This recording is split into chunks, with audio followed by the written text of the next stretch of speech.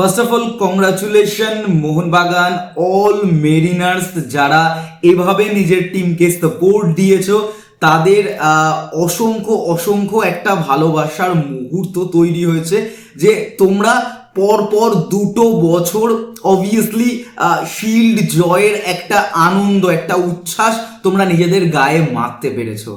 Obviously এখানে দাঁড়িয়ে একটা কথা তোমাদের উদ্দেশ্যে, সত্যি কথা এই মুহূর্তে ইন্ডিয়ান ফুটবল সার্কিটে যেভাবে মোহনবাগান পারফরমেন্স দিচ্ছে, লেজেন্ডারি ক্লাব আইএসএল এর মঞ্চে এসে যেভাবে তাদের সেই ঐতিহ্যটাকে বহন করছে, তাতে গিয়ে একটাই কথা বলতে হয় তাদের জন্য, শুধু তাদের না অল মেরিনার্সদের জন্য, কথায় না বড় হয়ে কাজে বড় হও।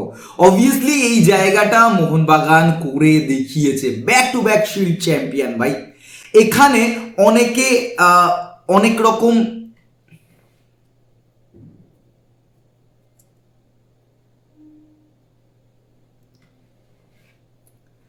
দেখো, এই যে মোহনবাগানের ব্যাক টু ব্যাক সাফল্য, এখানে আমি ছোট কিছু রিজন দেখতে পাচ্ছি, যেই রিজনগুলো তোমাদের সাথে শেয়ার করব। তোমাদের যদি মনে হয় যে এর বাইরে অন্য কোনো আলাদা কারণ রয়েছে, সেগুলো তোমরা অবশ্যই কমেন্ট বক্সে কমেন্ট করে জানাতে পারো, আর ভিডিওটা অবশ্যই লাইক করো। তো এর মধ্যে যদি আমরা প্রথম কারণ নিয়ে ডিসকাস করি, সেই কারণটা কিন্তু সব থেকে গুরুত্বপূর্ণ এই টিমটার এত ভালো একটা সাকসেসের জন্য, এবং এই কারণটাই কিন্তু মোহনবাগান প্লেয়ারদের বা ড্রেসিং রুমকে দুর্দান্তভাবে পরিপূর্ণ করে রেখেছে। দেখো, এই সিজনে মলিনার একটা ইন্টারভিউ বেরিয়েছিল, যেখানে তিনি জানিয়েছেন যে এই যে টিমটা কিন্তু তারকা খচিত একটা টিম, যে টিমে Jason Cummings, Jamie Maclaren, Dimi, Greg স্টুয়ার্টদের পাশাপাশি দেশীয় প্লেয়ার লিস্টে শুভাশিস বোস, আশিক কুরুনিয়ান, লিস্টন কোলাসো, মনবীর সিং, বিশাল কাইতরা রয়েছেন। তবে এই টিমটা অ্যাটমসফিয়ারটা যেটা ড্রেসিং রুমে থাকে বা টিমের মধ্যে যে কন্ট্রোলটা, সেটা ধরে রাখাটা কিন্তু যথেষ্ট টাফ, এবং মলিনা কিন্তু ম্যানেজমেন্টটা খুব ভালো করে করেছেন। সাথে এর পেছনে রয়েছে মোহনবাগান ম্যানেজমেন্ট। গত সিজনে মোহনবাগান হুয়ান ফেরান্দোর তত্ত্বাবধানে যখন টিম ছিল, সেখানে দাঁড়িয়ে সেই টিমটা কিন্তু কোনোভাবেই এই ম্যানেজমেন্ট সিস্টেমটাকে বা টিমের মধ্যে সেই অ্যাটমসফিয়ারটাকে রাখতে পারছিল না, যে তুমি বড় না, আমি বড় না, গোটা টিম সব থেকে বড়। এবং সেখানে দাঁড়িয়ে এই টিম ম্যানেজমেন্টের কাজটা মোহনবাগান ম্যানেজমেন্ট খুব ভালো করে করেছে, এবং এই টিমটাকে ম্যানেজ করতে পারেনি বলে হুয়ান ফ্রান্দোকে জাস্ট স্যাক করে দিয়েছে, তাকে দায়িত্বে রাখেনি। এবং রিজার্ভে কাকে রেখেছে? টেকনিক্যাল ডাইরেক্টর অ্যান্তোনিও লোপেস হাবাসকে। ভাই, টিমটার ক্ষমতা আছে বা টিমটার পেছনে যে কারিগরটা রয়েছে, সে ফুটবল সম্পর্কে অতিরিক্ত প্যাশনেট। শুধু ফুটবল না, গোটা স্পোর্টস ইন্ডাস্ট্রিতে অত্যন্ত প্যাশনেট একজন ব্যক্তি, যে হাবাসের মতো আইএসএল চ্যাম্পিয়ন কোচকে টেকনিক্যাল ডাইরেক্টরের একটা পদ দিয়ে তাকে সেই জায়গাটা বসিয়ে দিয়েছে, যে টিমে দরকার হলে তুমি আসো। এবার এইখানে দাঁড়িয়ে আরো একটা জিনিস, নুনো রেইজের মতো একজন পর্তুগিজ ডিফেন্ডারকে গোটা সিজনটা বসিয়ে রাখলো, সে কিন্তু টু শব্দটুকু করেনি। ম্যানেজমেন্ট তার সাথে এমন একটা ডিল করেছে। অন্য কোনো দেশীয় প্লেয়ারের সঙ্গে সেম জিনিসটা করো তুমি, যে রিজার্ভে একটা প্লেয়ারকে বসিয়ে রাখো গোটা সিজন, সে কিন্তু একেবারে হাড়ির হাল করে দেবে টিমটার। সেটা আইএসএল এর যে কোনো টিম হোক, হাড়ির হাল করে দেবে, রাখতে দেবে না তাকে বসিয়ে। তাকে গেম টাইম দাও, না হলে তার ক্ষতিপূরণ দাও, সে ফিরে যাবে, অন্য কোনো টিমে চান্স নেবে। সেখানে একজন বিদেশি ডিফেন্ডারকে গোটা সিজন বসিয়ে রাখা, হ্যাটস অফ বাই মোহনবাগান ম্যানেজমেন্টকে। অন্যদিকে দাঁড়িয়ে মোহনবাগান ম্যানেজমেন্ট কিন্তু আবেগে আতুপুতু করে কোনো প্লেয়ারকে, যে তুমি মোহনবাগান লেজেন্ড হবে, তোমাকে দিয়ে একটা হাইপ ক্রিয়েট হবে, সেই জায়গায় মোহনবাগান কোনো প্লেয়ারকে রাখেনি। যে প্লেয়ারের কাছ থেকে যতটুকু পাওয়ার দরকার, তার কাছ থেকে ঠিক ততটুকু নিয়েছে, এবং তারপরে তাকে সরিয়ে দিয়েছে, যে তোমার দেয়া হয়ে গেছে, তুমি সরে যাও। ভাই, আমার কাছে ইমোশনটা কোনো ম্যাটার করে না, আমার কাছে রেজাল্ট ম্যাটার করে। সেটা মোহনবাগান ম্যানেজমেন্ট করে দেখিয়েছে। রয় কৃষ্ণা, যাকে নিয়ে হাইপ তৈরি হচ্ছিল, সেই রয় কৃষ্ণাকে কিন্তু টুক করে সরিয়ে দিয়েছে।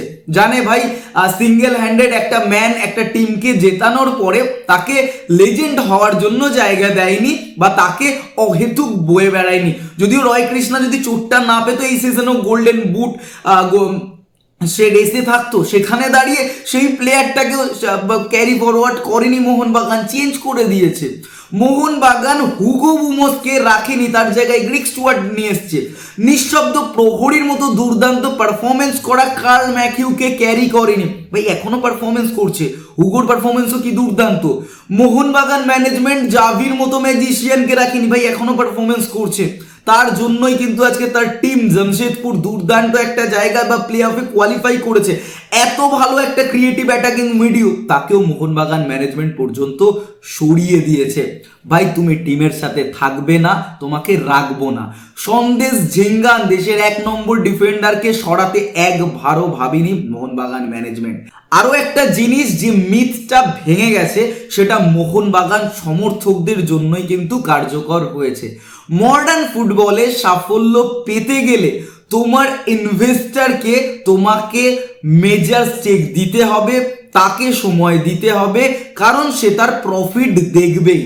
সঞ্জীব গোয়েঙ্কার সঙ্গে মোহনবাগান যেভাবে যুক্ত হয়েছে, মার্চ করেছে, ভাই অবভিয়াসলি সেই সময় দাঁড়িয়ে হয়তো কিছু ফ্যানদের খারাপ লেগেছে বা মেজর একটা ফ্যানদের খারাপ লেগেছে। সেই সঞ্জীব গোয়েঙ্কা কিন্তু নামের সামনে থেকে তার ব্র্যান্ড ভ্যালুটাকে সরিয়ে দিয়ে মোহনবাগান সুপার জায়েন্ট করেছে। বাট সে মোহনবাগানকে আলটিমেট দিনের শেষে রেজাল্ট দিচ্ছে। সে জানে একটা ম্যানেজমেন্ট কিভাবে কাজ করে, আর এখানেই মোহামেডান বা ইস্টবেঙ্গল মেজর মিস্টেক করছে বা তারা শেয়ার সেভাবে ছাড়তে চাইছে না। ভাই একটা টিম বা একটা সমর্থক গোষ্ঠীকে ইস্টবেঙ্গল ম্যানেজমেন্ট বা মোহামেডান ম্যানেজমেন্ট বুঝিয়ে রেখেছে বা একটা ফ্যান বেসকে বুঝিয়ে রেখেছে, আমরা ফুটবলটা যতটুকু বুঝি ইনভেস্টাররা বোঝে না, কারণ তারা টাকা দিয়েই তো দায় ঝেড়ে ফেলবে। বাট সেটা কিন্তু একেবারেই হয় না। যে ম্যানেজমেন্টটা মোহনবাগান টিমটাকে ম্যানেজ করে বা ইস্টবেঙ্গল টিমটাকে ম্যানেজ করছে, বা আমি ইস্টবেঙ্গল এবং মোহামেডানের কথাতেই আসছি, যে ইমামি হোক বা বাংকার হিল, হ্যাঁ এদের ফুটবল নলেজ শূন্য, বাট ভাই এরা একটা কোম্পানি চালায়, অবশ্যই এদের কোম্পানির ডাইরেক্টর এসে বলবে না অমুক প্লেয়ারটাকে সাইন করাও, এটা কখনো হয় না। এরা তার জন্য আলাদা একটা টিমকে রাখে, আলাদা একটা ম্যানেজিং কমিটিকে রাখে, যারা ফুটবল ফিল্ড থেকে আসে এবং তারা রীতিমতো ফুটবলারদের সম্পর্কে, ফুটবল সম্পর্কে, স্পোর্টস সম্পর্কে রিসার্চ করে আসে এবং সেখান থেকে সেই হায়ার করা টিমটাই কিন্তু এই ম্যানেজমেন্টে থাকে। তো সেখানে দাঁড়িয়ে তোমরা তাদের দায়িত্ব না দিয়ে নিজেদের জায়গাটা স্ট্রং করার জন্য যদি তোমরা সেই মেজর স্টেকটাকে ধরে বারবার ইনভেস্টারের কাঁধে, কোচের কাঁধে বন্দুক রেখে বেরিয়ে আসার চেষ্টা করো, তাহলে তোমাদের সাফল্যটা আসবে না। তোমাদের সাফল্যটা তখনই আসবে যখন যে কোম্পানি ইনভেস্ট করছে তাদেরকে পুরো দায়িত্বটা বা গুরু দায়িত্বটা ছেড়ে দিতে হবে। অন্যদিকে দেখতে গেলে বেঙ্গল তার একটা বড় নিদর্শন ক্রিয়েট করেছিল শ্রী সিমেন্টের সময়। তারা যে জিনিসটা, যে সময়টা পেয়েছিল, যে অত বড় একটা ইনভেস্টার থাকতেও তারা সেটাকে ভালোভাবে বা সৎ উপযোগী করে তুললো না। তারা ইনভেস্টারটাকে সরানোর জন্য খোদ মুখ্যমন্ত্রী মমতা ব্যানার্জির কাছে গেল, যে মুখ্যমন্ত্রীর তত্ত্বাবধানে ইনভেস্টার বেঙ্গলের কাছে এসছিল। হ্যাঁ সত্যি কথাগুলো হয়তো অনেকের তেতো লাগতে পারে, বাট এটাই রিয়েল ফ্যাক্ট যে শ্রী সিমেন্ট সেই সময় ম্যাগোমা, পিলকিংটন এদের মতো বিদেশি এনেছিল। ভাই টাইম দাও। রবি ফাউলার লিভারপুল লেজেন্ড, তাকে নিয়ে এসেছিল, টাইম দাও। তোমরা ইনভেস্টারকেই টাইম দাও না, তাহলে কি করে বা ইনভেস্টারের কাঁধে মেজর স্টিকটা ছাড়বে? ক্লাবটাকে তারা নাকি গিলে নেবে, তো ইনভেস্টাররা ক্লাব গিলে কি করবে? হজম করে নেবে? এটা কখনো সম্ভব না, কোনো দিন সম্ভবপর হবে না। আর সঞ্জীব গোয়েঙ্কা হ্যাটস অফ, এত সুন্দর একজন প্যাশনেট ব্যক্তি। মোহনবাগান তাদের হাতে দায়িত্ব ছেড়েছে এই টিমটাকে ম্যানেজ করার এবং তিনি রেজাল্টটা এনে দিচ্ছেন। ইমোশন সরাও ভাই, দেখো রেজাল্ট ঠিক আসবে। ইস্ট বেঙ্গলের মতো ক্লেটন অবভিয়াসলি ইস্ট বেঙ্গল টিমকে সুপার কাপ দিয়েছে, তাই বলে তাকে বয়ে বেড়াবো? ভাই বার্সেলোনা মেসিকে বয়ে বেড়ায়নি, ঠিক আছে? তো সেখানে তো এগুলো একটা ফালতু হাইপ ক্রিয়েট করা। দেখা যাক কবে বুঝবে বাকি টিমগুলো, বাট অ্যান্ড সবার শেষে আরো একবার congratulation Mohun Bagan back to back shield champion হওয়ার জন্য। এক্সপেক্ট করবো এই সিজনে কাপ চ্যাম্পিয়নটাও তোমরা হবে। অনেক অনেক অভিনন্দন থাকলো আগাম